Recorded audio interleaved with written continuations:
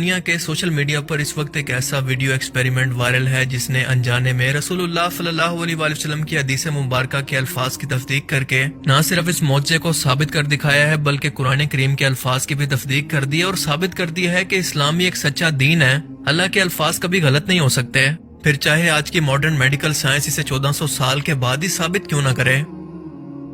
حال ہی میں کچھ سائنٹسٹ نے ایک بلی اور ایک کتے کے سلائیوا کا سیمپل لے کر جب اسے مائکروسکوپ کے نیچے رکھ کر اس کا رزلٹ دیکھا تو وہ حیران رہ گئے کہ دو آج کے ٹائم کے پالتو جانور جو کہ 1400 سال پہلے بھی پالتو تھے، مگر ان میں سے ایک بلی کو جو کہ پاک ہے اور دوسرا کتے کو نیجس یعنی ناپاک کہا گیا ہے۔ بالکل اسی طرح سے کتے کے سلائیوا کے اندر بے تحاشا بیکٹیریا موجود ہیں جو کہ واضح طور پر یہاں وہاں گھومتے ہوئے دیکھے جا سکتے ہیں، اور کتے کے کاٹنے کی وجہ سے انسانوں کے نروس سسٹم میں یہی بیکٹیریا خرابی پیدا کر کے مختلف قسم کی بیماریوں کی وجہ بنتے ہیں، مثال کے طور پر ریبیز وائرس۔ اور دوسرا اس کے آس پاس نظر آنے والے بیکٹیریا کیا ہیں، ہمیں اس کے بارے میں اب تک کچھ نہیں پتا کہ یہ کیا کر سکتے ہیں اور کیا کیا نقصان پہنچا سکتے ہیں۔ تو دوسری طرف بلی کا سلائیوا نسبتاً بالکل صاف اور پاک نظر آ رہا ہے جیسا کہ انسانوں کا سلائیوا صاف ہوتا ہے۔ یہ بہت ہی حیرت انگیز بات ہے کہ دو الگ الگ جانور جو کہ جنگلوں کے اندر بھی رہتے ہیں اور پالتو بھی، مگر دونوں کے سلائیوا میں اس قدر فرق آج سے 1400 سال پہلے بنا مائکروسکوپ اور میڈیکل سائنس کے علم کے بغیر بتانا آخر کیسے ممکن ہے؟ صحیح مسلم میں حضرت ابو ہریرہ سے روایت ہے کہ رسول پاک صلی اللہ علیہ وآلہ وسلم نے فرمایا کہ اگر تمہارے کسی کھانے کے برتن کو کوئی کتا چاٹ لے تو اسے 7 مرتبہ دھو اور پہلی بار ریت سے صاف کرو۔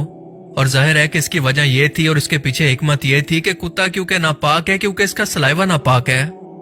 بالکل یہی الفاظ سنن نسائی 335 اور 338 کے اندر بھی بیان ہوتے ہیں، صرف ریت کی بجائے مٹی کے فرق کے ساتھ، یعنی پہلی بار کسی بھی سالڈ پاک چیز سے اس برتن کو دھو کر مزید 6 مرتبہ دھونے سے وہ برتن پاک ہوگا، ورنہ اس کتے کے سلائیوا کے اثرات اس برتن میں موجود رہیں گے۔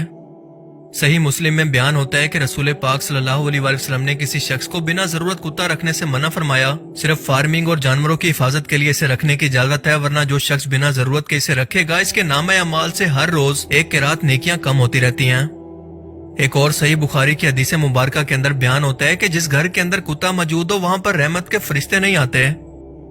اب ایسا نہیں ہے کہ اسلامی تعلیمات کے اندر کتوں سے ان کے ناپاک ہونے کی وجہ سے نفرت کرنا سکھایا گیا، بلکہ سورہ المائدہ کی آیت 4 کے اندر بیان ہوتا ہے کہ اگر اللہ کا نام لے کر شکاری کتے سے شکار کروایا جائے تو وہ شکار حلال ہے، حالانکہ اس جانور کی سکن پر کتے کے سلائیوا کے ذرات بھی موجود ہوں گے، مگر وہ شکار پاک ہوگا، کیونکہ موت کے بعد یہ سلائیوا اس کے نروس سسٹم کا کوئی نقصان کرے یا نہ کرے اس سے کوئی فرق نہیں پڑتا، کیونکہ وہ شکار تو پہلے ہی مر چکا ہے۔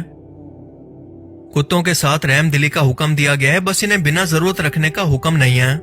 یہاں تک کہ حدیث مبارکہ کے اندر ایک واقعہ بیان ہوتا ہے کہ ایک شخص نے ایسے کتے کو پانی پلایا جو کہ پیاس سے مرنے کے قریب تھا، تو اللہ نے اسی ایک عمل پر اس کی بخشش کر دی۔ اصحاب کہف کے کتے کا خاص طور پر وفاداری کی صورت میں ذکر کیا، اور یہ کتا بھی فارمنگ کے لیے پالا گیا تھا، کوئی جنگلی نہیں تھا،